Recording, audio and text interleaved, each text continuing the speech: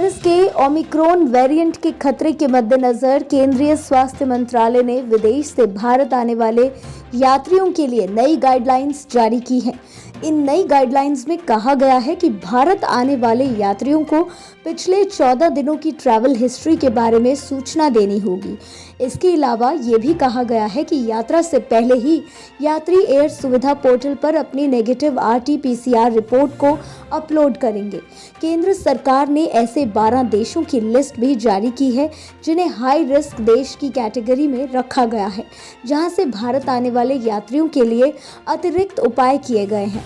इनमें यूके समेत European union के सभी देश, दक्षिण अफ्रीका, ब्राजील, बांग्लादेश, बोत्सवाना, चीन, Mauritius, New Zealand, Zimbabwe, Singapore, Hong Kong और इजराइल शामिल हैं। इन देशों से भारत आने वालों को एयरपोर्ट पर भी कोरोना टेस्ट कराना होगा और रिपोर्ट का एयरपोर्ट पर ही इंतजार भी करना होगा। अगर इन यात्रियों की कोरोना की जांच नेगेटिव आती है तो इन्हें अगले 7 दिनों तक होम क्वारंटीन में रहना होगा। इसके अलावा 8वें दिन फिर से कोरोना टेस्ट कराना होगा। फिर अगर नेगेटिव रिपोर्ट आती है तो अगले 7 दिनों तक खुद की मॉनिटरिंग करनी होगी। गाइडलाइंस में कहा गया है कि हाई रिस्क देशों की कैटेगरी के बाहर के देश से भारत आए यात्री को एयरपोर्ट से जाने की अनुमति होगी।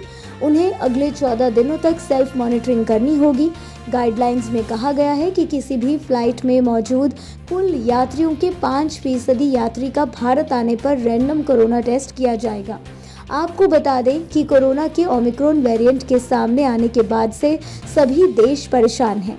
इस वेरिएंट को विश्व स्वास्थ्य संगठन ने वेरिएंट ऑफ कंसर्न बताया है, यानी इससे सतर्क रहने की जरूरत है।